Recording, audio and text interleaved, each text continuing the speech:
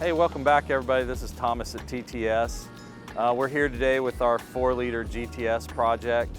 We're going to give you some exhaust sound with the car parked, idling, light revving, and then we're going to do some flybys so you can see what the before and after this car sounds like with an Akrapovic exhaust versus the stock exhaust.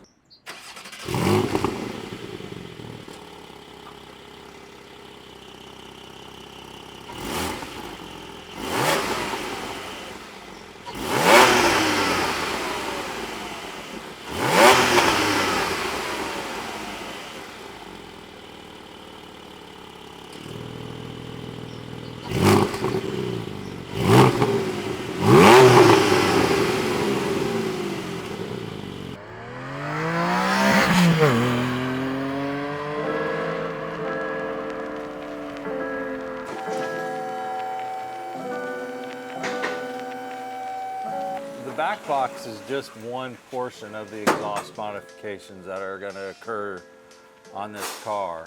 We're going to start with the Akrapovic muffler, but do we do Dundon long tube headers and Sport Cat and over axle pipes? Do we do just a set of over axle pipes? We would love some input and feedback on this. Titanium.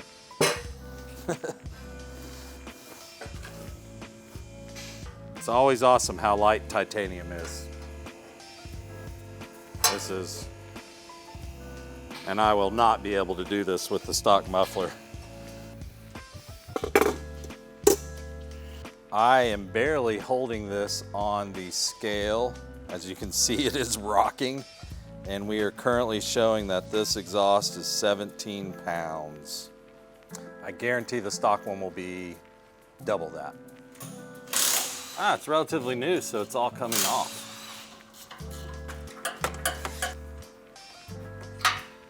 When we were growing up, my dad had his 930 turbo, and it was Guards Red with black interior.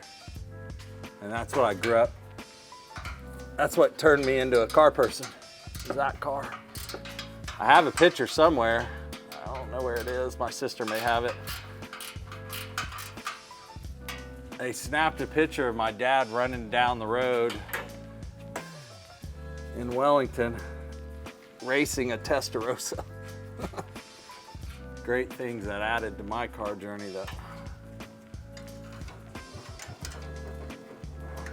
I'm hoping to share with my son with his car journey.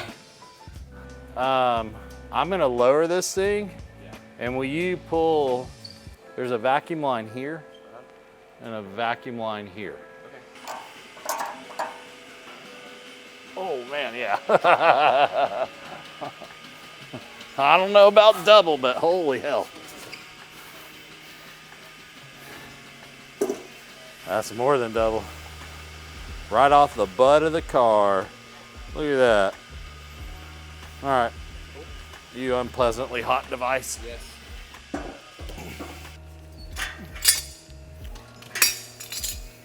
Now you just get to go upstairs to the graveyard. So from the stock exhaust, you have to remove the vacuum valve and its heat shields. It's got two, honestly, heat shields that it has to protect it from the exhaust.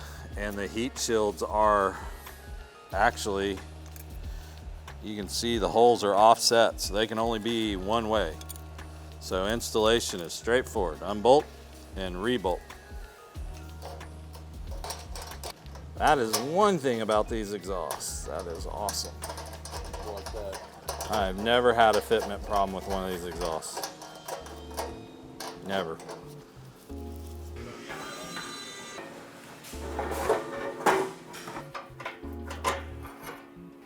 Now, let's not cross-thread the holes, and we'll be even peachier. Almost home. It's not as hot now either. That's kind of nice. The exhaust is fitted to the car. Now we're bolting the actual muffler to the OPFs. And once that is done, we can tighten the mounting brackets for the back box or the exhaust. And then once that's done, I can hook up the vacuum lines and we can make some glorious titanium exhaust noise. Oh yeah, we gotta put on the titanium tips. We've got this clip here, this little guy that keeps the vacuum valve push rod from coming off. They make them as universal, so one side, this little clip is on the outside where you can see it. One side it's blind and you can't see in it. If it was my finger, they drill a little passage and they slide it in and then it locks in place. So one side you can see the passage and the other side you're just feeling around blind. This old fat guy has got it to the point where it's time to put the tips on. And I'm pretty excited. I'm very curious about these tips. They have multiple walls that go through them, but they vent them. So as you're driving, airflow goes through and it's gonna keep this outer titanium wall cool. But this wall on the inside is gonna heat, and I bet we're gonna get some pretty amazing color change. It's gonna be awesome.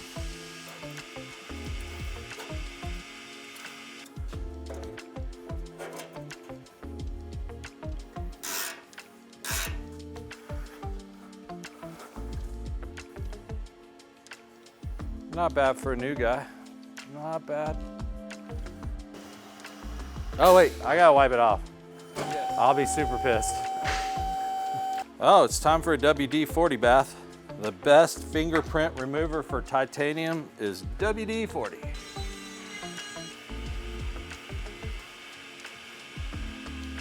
Pray tell, something has changed.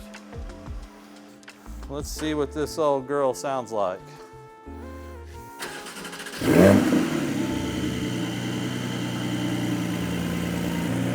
That's gonna be awesome. Rev it up.